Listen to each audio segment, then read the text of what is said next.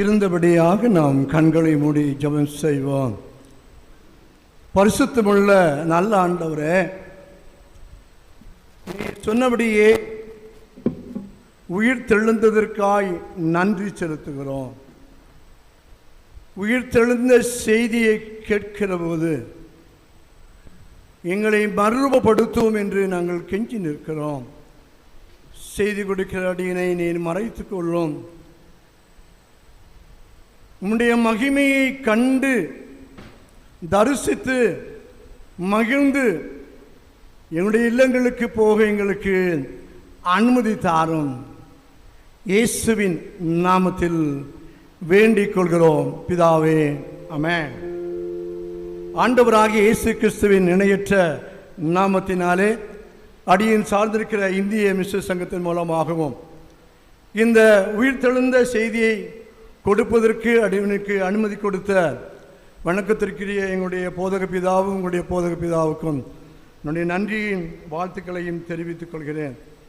வழக்கத்தின்படியாய் செய்தி கொடுப்பதற்கு முன்பாக ஒரு பாடலை பாடி செய்தி கொடுக்கிறது என்னுடைய வழக்கமாய் இருக்கிறது. நான் அந்த பாடலை பாடுகின்ற பொழுது நிறைய பேர் ரூட்டு மாதிரி வந்த மாதிரி தெரியுது. அதனால் கொஞ்சம் சிரிச்சு ஒரு அலையிலாம் சொல்லி உட்காந்து தூங்குறவங்க தூங்குறாங்க, பரவாயில்ல. ஏன்னா காற்று அவ்வளோ வேகமாக இருக்கும், பரவாயில்ல, சரிதானா?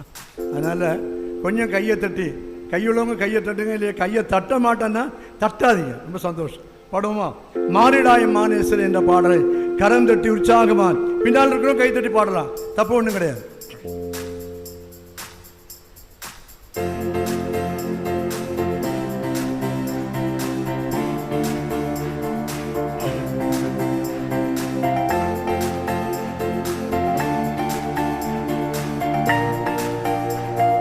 கை தட்டுவோம்.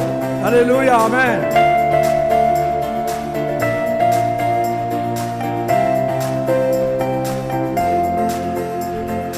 மாறிடாய் மானேஸ்வரே, மாறாதவர் அன்பு நாளுமே, கல்வாரி சிலுவை மீதிலே காணுதே என் மாண்பிலே. மாறிடாய் மானேஸ்வரே, மாறாதவர் அன்பு நாளுமே, கல்வாரி சிலுவை மீதிலே காணுதே என் மாண்பிலே. இயேசுவின் மகான்பிலே, ஆமென். நாடும் அறியலாகுமோ, இதற்கு இணையேதும் வேறில்லையே, இணையேதும் வேறில்லையே, இதற்கு இணையேதும் வேறில்லையே, இணையேதும் வேறில்லையே. பாவியாக இரு கையிலே அன்பால் பாரில் உன்னை தேடி வந்தாரே, நீசன் என்று உன்னை தள்ளாமலே நேசனாக மாற்றினாவே. இயேசுவின் மகான் பிதாவே, அது நாடும் அறியலாகுவோ, இதற்கு இணையேதும் வேறில்லையே, இணையேதும் வேறில்லையே, இதற்கு இணையேதும் வேறில்லையே, இணையேதும் வேறில்லையே. உள்ளத்தாரவர் தள்ளிடும் தம் உள்ளம் போல நேசித்ததினா, அல்லலும் அகற்றிடவே ஆதிதேவன் பலியானாரே. இயேசுவின் மகான் பிதே, அது நாடும் அறியலாகுவோ, இதற்கு இணையேதும் வேறில்லையே, இணையேதும் வேறில்லையே, இதற்கு இணையேதும் வேறில்லையே, இணையேதும் வேறில்லையே.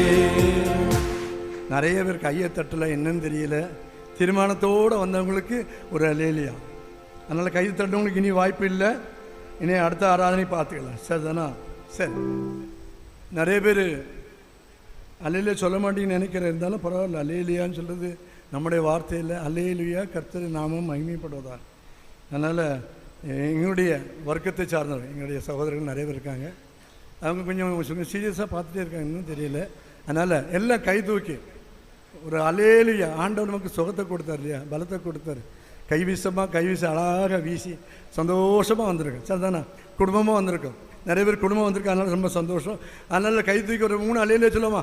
அல்லேலூயா அல்லேலூயா. சகோதரர் சரி, மத்தேயு சுவிசேஷம் 28ஆம் அதிகாரம் 6ஆம் வசனம் வாசிப்போமா?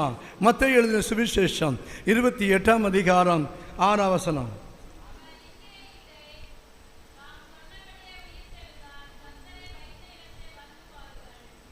தாம் சொன்னபடியே உயிர் தெழுந்தார்.